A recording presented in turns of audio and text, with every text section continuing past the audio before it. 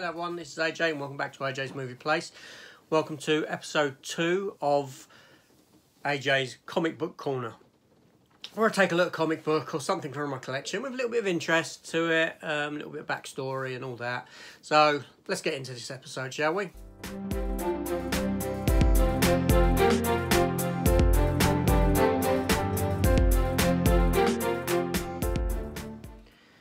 Okay, so today I've chosen to look at a DC movie special of Superman 4, The Quest for Peace. Bit of an odd choice, I know, given that Superman 4 is not a very good Superman movie whatsoever. But the reason I've picked this to take a look at is because this movie adaptation here is actually taken from the original script from the film, not from what we got in the cinemas as a final product. This comic book adaptation actually includes all of the edited scenes that were omitted from the film. If you're not aware, there was an entire subplot in the film that was edited out, whereby Lex Luthor had created a bizarro nuclear man prior to the nuclear man you got to see in the film. This stuff was all shot, and there is footage of it that's available to be seen. I'll be putting up photos of the images as we go along. Yeah, so basically, as the film progresses that we know, you've got to ask yourself why. You know, it makes little sense as to why Nuclear Man has got this obsession with the character that Superman has a bit of a fling with, or Clark Kent has a bit of a fling in the film with. The geezer is trying to take over the Daily Planet, his daughter, I can't remember the character's name, sorry. But all becomes apparent in this subplot, because Lex Luthor uses the hair to create a clone of Superman, but this clone of Superman comes out essentially like Bizarro Superman. It's not played by Christopher Reeve, it's another actor.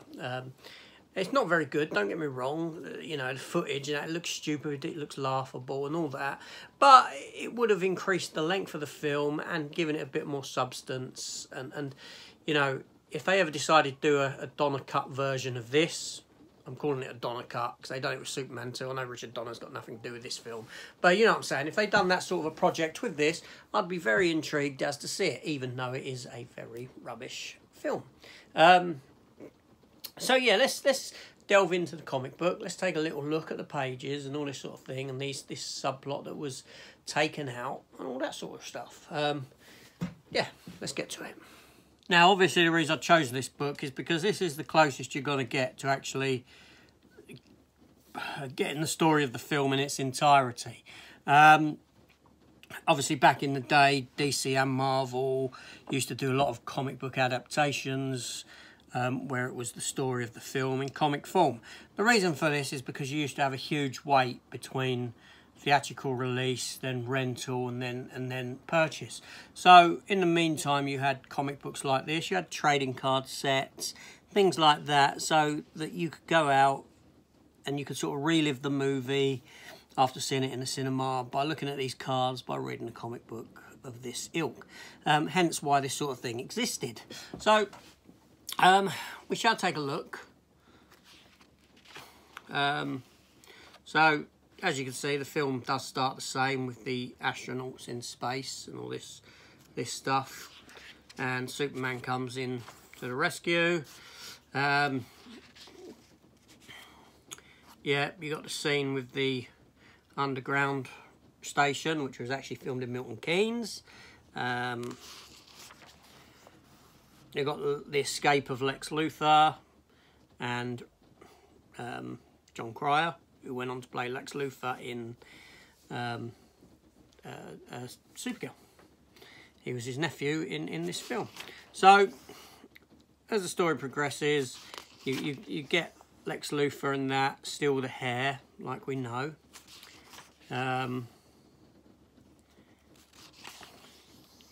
And then we get to this where they create,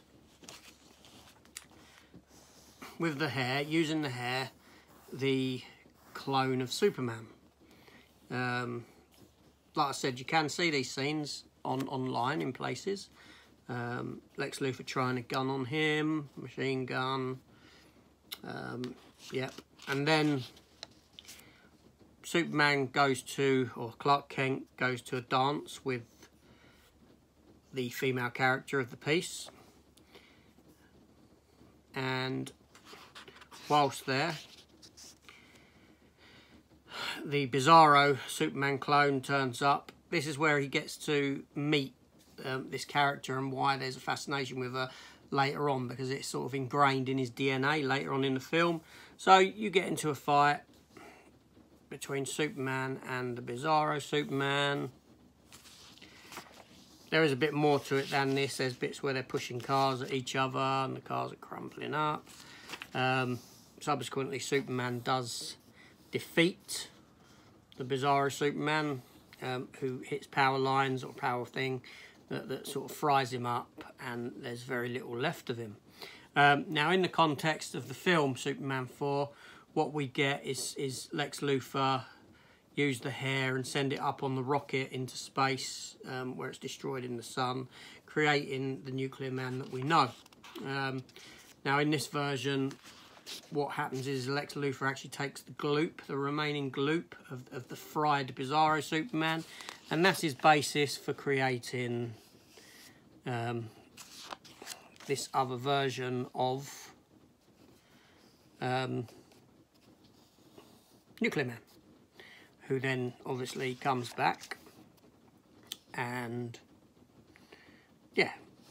Now, within the film itself, Nuclear Man does attempt to start a World War III as well. There is a scene in the film that I don't think was ever done, when Nuclear Man actually turns himself into a nuclear rocket and starts heading towards like Russia or somewhere like that to start this World War III. So yeah, I just wanted to, this is the scene where, well, a bit silly, I know, don't get me wrong, turns himself into a rocket, and yeah, and sets to start up a nuclear war.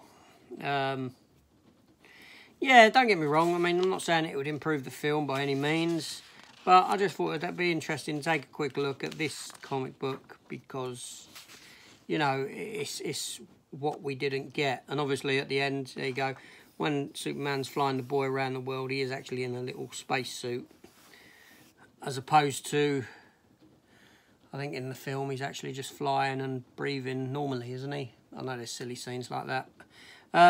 But yeah, it's just an interesting book to have in the collection, because it is the story of the Superman 4 that we didn't actually get to see. So yeah, so that's that.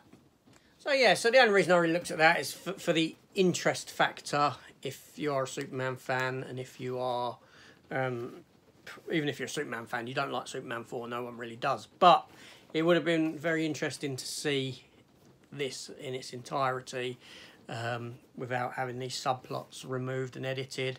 It may have given the film a bit more clarity, made a bit more sense into actions that occurred within the film, and when you really think about them, you're like, well, this makes no sense. Like I said, Nuclear Man going after the girl, and he never even met her. He'd never even had anything to do with her, and all of a sudden he's like, the girl, give her to me. And this comes from that subplot that was quite a big subplot. I think it was probably about 40 minutes deleted from the film in its entirety. Something silly like that. But yeah, so just a quick view, just a quick look. Anyway, I hope you enjoyed this episode. Please consider subscribing. Give me some more ideas to look at if you want. And yeah, have a look at my other content and all that. But anyway, this is AJ, I'm getting away. Thank you for watching, and I'll see you next time. Take care all. Goodbye.